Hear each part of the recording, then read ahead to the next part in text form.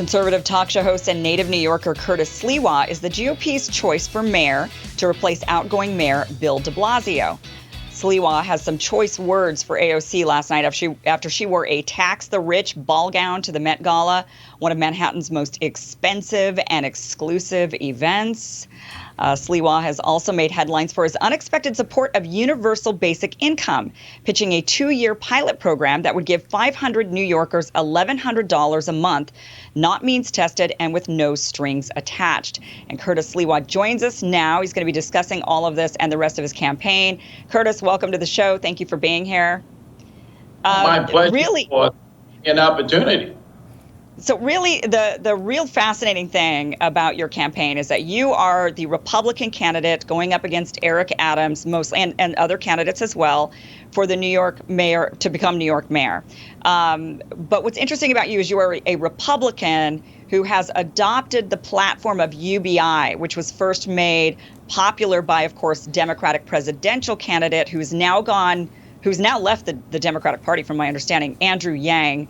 So how does UBI play in on a Republican platform? And I do want to also preface this with, you are an anti-Trump Republican, right, who's also running on the independent ticket as well, or running as both Republican and independent. So I think it's important for the audience to kind of know that. But how does UBI work into this as a Republican?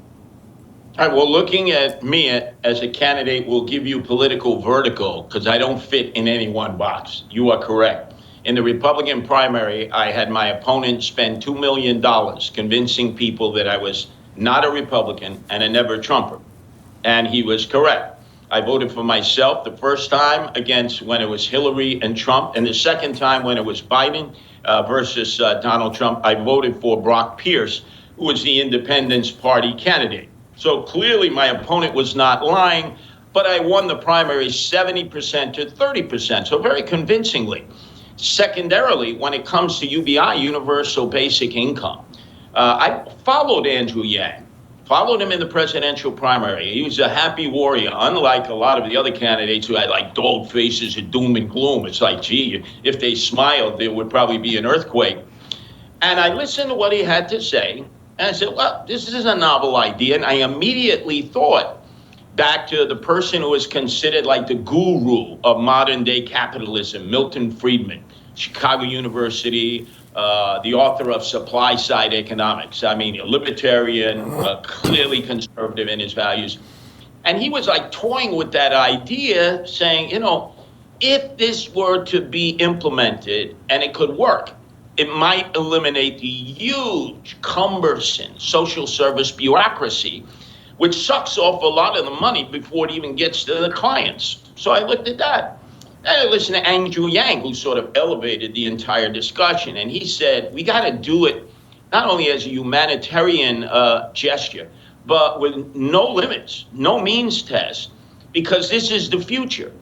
And then I saw recently Elon Musk, who was saying, the era of artificial intelligence and robotics is here. And although I never participated at that level of business, my credibility was as a night manager of McDonald's. That's why I formed the Guardian Angels 42 years ago. I have seen prototypes of McDonald's restaurants in which there will only be one human being in the restaurant. Everything else will be artificial intelligence, robotics, only one human being. So all of those menial level jobs, those minimal wage jobs could conceivably be wiped out. So I am open to experimenting, testing. So my idea is, I haven't been completely sold by universal basic income, but I'm saying as mayor, I would dedicate $14 million in a 2-year study. We take 500 participants, no mean test, give them $1,100 a month. They spend it as they see fit. We do analytics because we want to track it to see how effective it is. And then let's see, when all is said and done, where it leads us. Does it lead us in the direction of a Milton Friedman, libertarians and conservatives, or does it lead us in the direction of Andrew Yang and the Yang Gang? And I certainly want to applaud Andrew Yang for ousting himself from the Democratic establishment who so mistreated him in this Democratic primary in New York City. For instance, Eric Adams called him a fraud, a liar, a snake oil salesman, and then called him a racist. I said, wait a second, he's an Asian American. How is he a racist? But hey, they treated him like a person of no consequence. So I applaud him leaving, setting up a third party. I believe in additional parties. More parties is better for democracy. Curtis, I want to tie this into your criticism that you leveled last night at AOC for attending the Met Gala with a tax the rich dress. I think you said that she should, she makes $174,000 a year, ought to tax herself.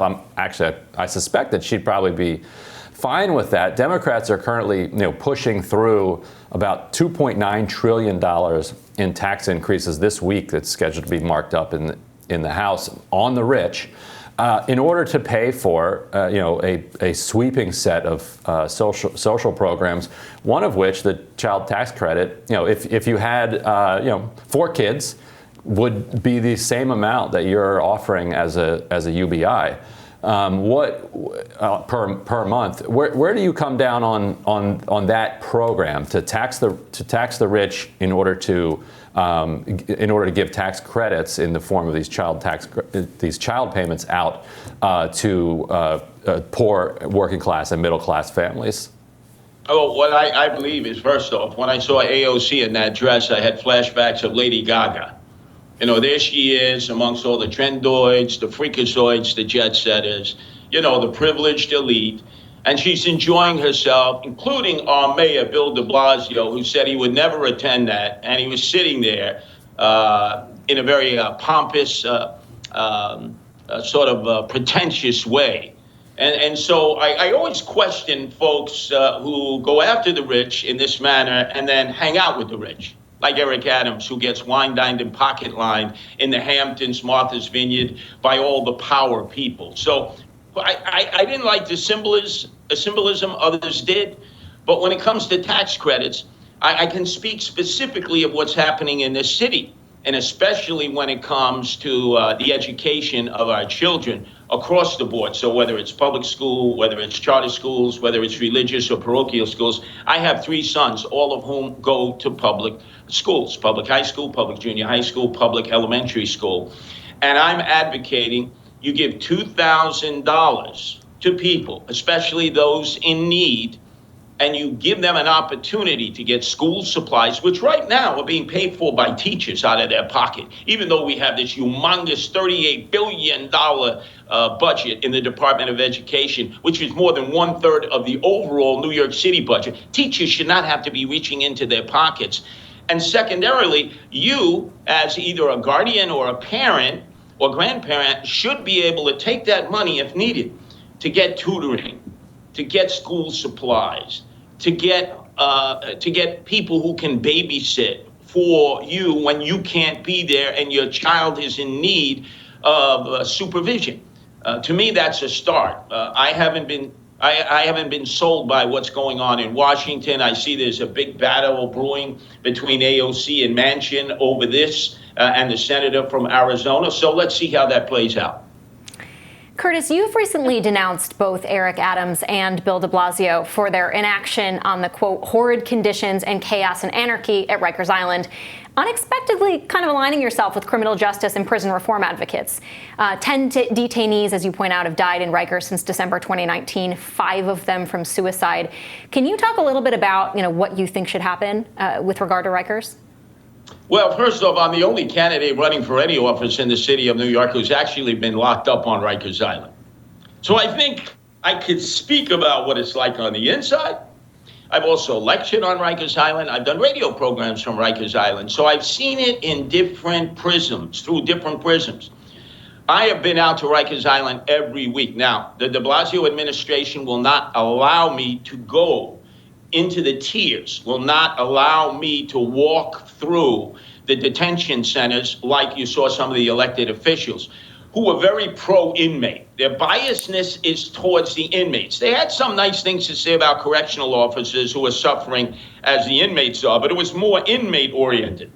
I view it from the COs, the correctional officers, many of whom are assaulted on a regular basis, women who are physically assaulted, sexually assaulted, and sexually harassed. and they have to work 3 shifts. Now, even in third world countries, you don't have correctional officers working 3 straight shifts. And yet they're being forced to do that in New York City. Bill de Blasio, the mayor, hasn't been there in 4 years. Eric Adams could have attended a rally that I attended with correctional officers outside the Rock, outside Rikers Island. They are mostly men and women of color. He chose not to attend. I'm there every week. I think I am more connected to Rikers Island. I want to keep it open. I don't want the building of community jails we don't have the money for, but it can be rehabilitated. There are so many sections that are no longer used. You knock them down, you rehab them, you make them a humane place for both the correctional officers to work and the inmates either to do their time or to await a court hearing. And most importantly, you take the emotionally disturbed inmates and you bring them to mental health care hospitals so they can get their medication. They should not be in any correctional facility. They need mental health care. And that's why there are a lot of problems in Rikers and other jail facilities, because we're housing emotionally disturbed inmates in prison facilities, and that just does not work for anyone. And Curtis, I actually think you're right that the left has really failed in its responsibility to oversee Rikers, because every elected official, federal, including AOC, and the local elected officials will say they want Rikers shut down, that it's an abomination, it needs to be shut down, and therefore they just shouldn't be invested in, it shouldn't be, the responsibility to make it a humane situation is it just evaporates as this other idea of these community facilities is put forward. But to me, it doesn't seem like these community facilities are ever going to get built. The combination of NIMBYs and other political structures in New York City. Do you think there is any chance that these community facilities could ever replace Rikers, or do you think that we really are just stuck with Rikers basically forever? Well, remember, it's going to cost $8 billion for 4 community facilities. We're already looking at a $6 billion deficit over 2 years. That means $6 billion 1 year, $6 billion 2 years that de Blasio is saddling the next mayor with. And that's going to be impossible to operate around. It's not going to be a priority then building new jails when you may have to lay off workers or actually cut back on social services. So that's the priority.